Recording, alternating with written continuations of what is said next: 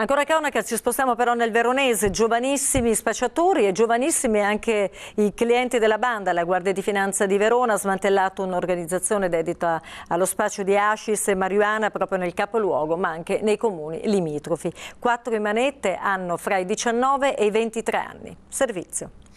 Adesso qualche istante di pausa, c'è la pubblicità, ma poi torniamo insieme. A tra poco. Il primo giorno oggi infatti di saldi anche nel veneziano, ma non ci sono stati assalti ad outlet o a negozi nel centro di Mestre. La gente cerca l'affare ma senza spendere eccessivamente per i saldi. Si cerca un buon prezzo in genere, quello che appunto è piaciuto durante la stagione e ora è più accessibile. Sentiamo le interviste. E ora la cronaca, torna l'allarme furti a Mira, teatro già un anno fa della brutale rapina a Cristina Nalin, aggredita e picchiata insieme al figlio. Negli ultimi giorni raffica di colpi nella zona, soprattutto di via Malpaga. Sentite.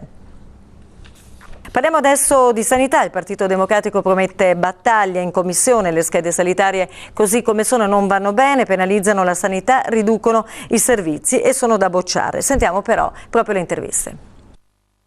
Siamo alla fine di questo telegiornale, adesso vi lasciamo in compagnia delle previsioni del tempo e ci salutiamo. Naturalmente torna domani questo appuntamento, arrivederci. Da oggi Palazzo Rosso entra nella disponibilità di Lambioi, denominata Parco Fluviale delle Dolomiti. Superata la fase 1 del progetto di realizzazione della spiaggia dei Bellunesi, ora inizia il lavoro di prospettiva. Ma quando mancano poco meno di 2 settimane dall'inaugurazione dell'area, dagli ideatori arrivano le prime stilettate. Ascoltate. E ora parliamo del vertice che si è tenuto questa mattina nella sede di Veneto Agricoltura, sulla piana del Cansiglio, sul tavolo proprio la difficile questione dei cervi che stanno distruggendo la foresta. Fra 15 giorni una relazione e proposte concrete per risolvere quella che ormai è diventata una vera e propria emergenza. Cosa è emerso? Sentiamo. Adesso pochi istanti, ci sono le previsioni del tempo, a tra poco. Eccoci da noi in studio, riprendiamo il nostro telegiornale con la rubrica UTG Estate dedicata alle immagini della vostra estate, delle vostre vacanze. Buonasera a tutti, finisce qua il nostro telegiornale. Ecco le immagini. Adesso invece vi ricordiamo la nostra rubrica tanto apprezzata da voi telespettatori, quella dedicata alle buone notizie. Aspettiamo dunque le vostre segnalazioni, potete scriverci e telefonarci ai numeri che state vedendo in sovraimpressione, mail alla via mail a buonenotizie@antena3.it oppure via sms al numero 349 054 1060 o lasciando un messaggio in segreteria telefonica allo 0422 0230 898. Adesso invece ci separiamo perché ci sono le previsioni del tempo. A tra poco. Eccoci di nuovo in studio e siamo al momento della nostra rubrica invece di UTG Estate, le immagini che ci mandate, splendide immagini delle vostre vacanze e della vostra estate. Guardiamole insieme.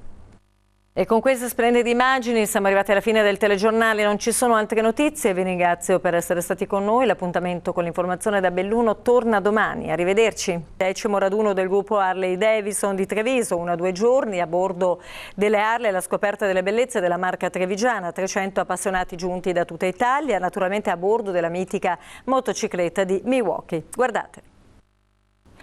E adesso invece ci sono le previsioni del tempo, per questo linea alla regia. Con questa rubrica ci fermiamo, finisce qua il nostro telegiornale, grazie per averci seguito fino a qui e naturalmente vi auguro un buon sabato e una buona domenica, arrivederci.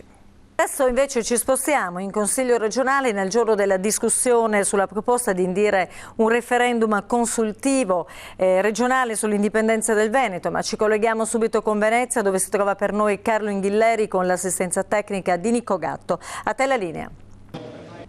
Clima di attesa tra gli sportivi di Cortina, è partito infatti il plico di richiesta di iscrizione all'Hockey Afro Cortina, il campionato nazionale di Serie A. Restano ancora aperti però alcuni punti interrogativi, ma intanto la società sta lavorando per l'allestimento della prima squadra. Tutti i dettagli. Siamo in chiusura di telegiornale, adesso vi lasciamo in compagnia delle previsioni del tempo e naturalmente ci vediamo domani se lo vorrete, arrivederci. 8 ore di sciopero e presidio davanti alla prefettura, così 126 lavoratori della forma di Quero hanno voluto richiamare l'attenzione delle istituzioni sulla situazione paradossale che stanno vivendo. Il lavoro non manca, anzi si fanno addirittura gli straordinari, ma gli stabilimenti di Quero, Villa Santa e Cormano sono in amministrazione controllata. Il piano presentato dall'acquirente del gruppo è saltato e ora dietro l'angolo incombe il rischio fallimento. Vediamo tutte le immagini di questo presidio allora. Sono stati i problemi del lavoro a tenere banco nel mese di luglio, che si conclude proprio oggi. In primo piano però anche la cronaca, come ad esempio l'inchiesta della Procura che ha coinvolto la Camera di Commercio e l'Appia di Belluno. Queste e altre notizie nel servizio che possiamo dire proprio riassuntivo di questo mese. Viene davvero voglia di andare in vacanza, invece ci congediamo con il nostro telegiornale che torna naturalmente domani alla stessa ora. Grazie per averci seguito e buona serata a tutti.